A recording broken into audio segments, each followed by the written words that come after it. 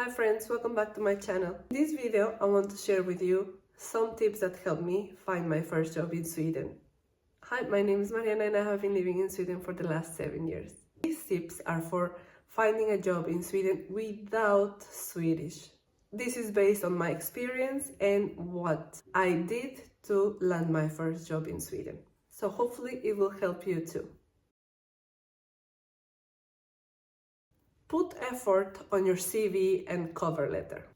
I know it can be a little bit exhausting to adapt every CV and every cover letter for each job that you want to apply.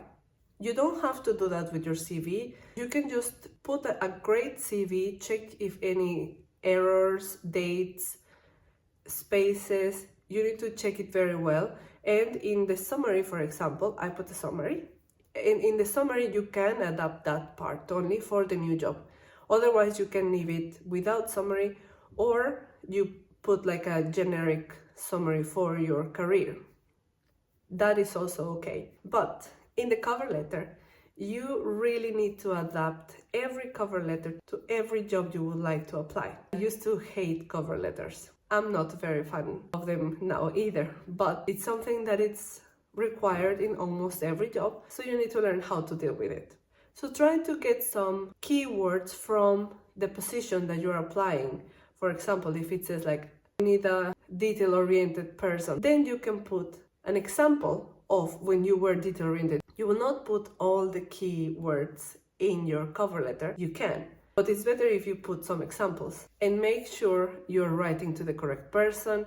You're addressing your cover letter to the person that it states in the position that is responsible for that position. If you're going to write the name of the company in the cover letter, then please make sure that you change it every time, that you change the name of the responsible as well, and you change the keywords, because not all the job positions are the same. For me, one time I left the same name and the same company in 2 different cover letters, and I sent it, of course, never got a call. And that's an honest mistake. When you're tired, when you have been applying to a lot of jobs, it's fine. Just try to avoid it. Apply for jobs every day. It took me 2 years to find a job in Sweden. And in those 2 years, I was applying for at least one job every day. I was applying to everything in my area, at least. And in some other areas that could be related. If I was applying to finance, then I was applying also to administration. I was applying also to sales when Swedish was not required. I was applying to almost any job that Swedish was not required. And that got me interviews, some of them. Of course, there are some that they will not call you because you are not being close to the position that they require. But it's good for training with a cover letter, it's good for training with your CV. So just apply to anything you can find every day, at least one job every day. That will increase your chances to get an interview. You can search for jobs in LinkedIn, in the Swedish employment office page, and Blocket Jobs. I think there are more, but those are the 3 that I used. Study Swedish. I know I said that for this you shouldn't have Swedish, and you don't have to, but at least try to study. In the 2 years that I was looking for a job, I was studying Swedish. It wasn't perfect, it was just the Swedish for immigrants, and it's just very basic.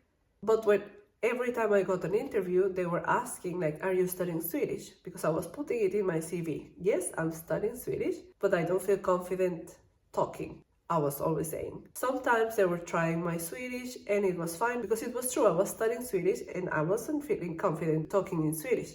But at least they knew, for example, that I knew some words, so it was true what I was doing. Because if you will have a gap in your CV of 1 or 2 years, it's nice to show that they're doing something. And if that's something, it's studying Swedish, I think it helps you a lot with Swedish companies or Swedish recruiters. It can help you in many ways, even if you don't speak Swedish.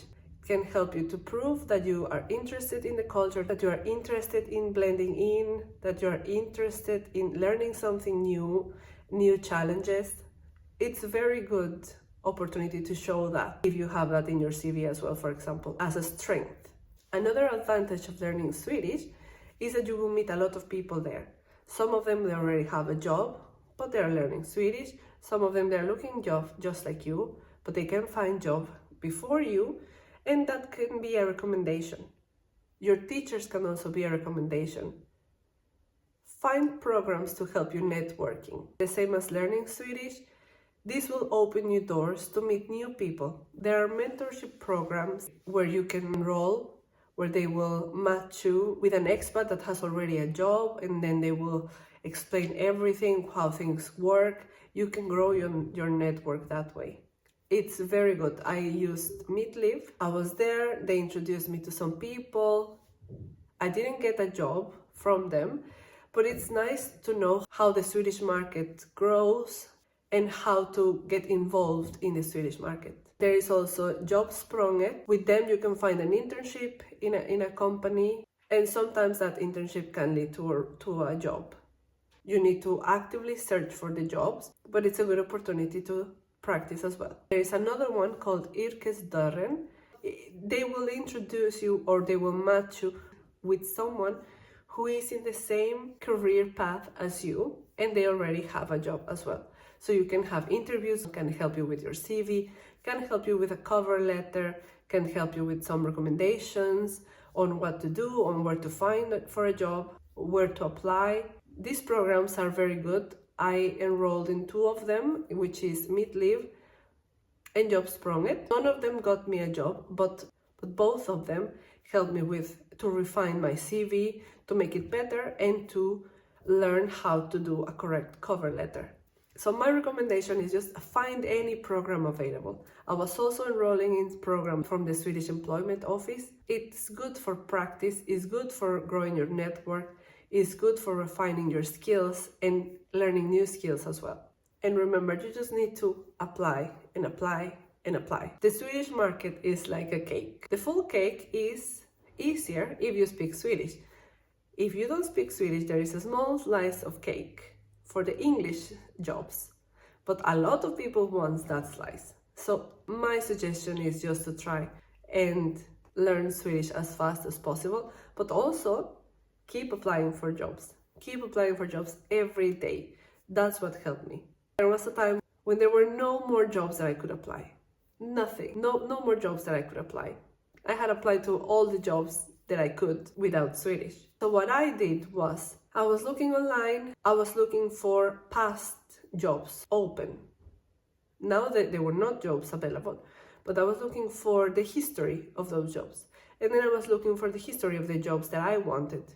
So then I was thinking, okay, they have posted this before. So I will just reach out to them and see if they need someone. This was not for a job.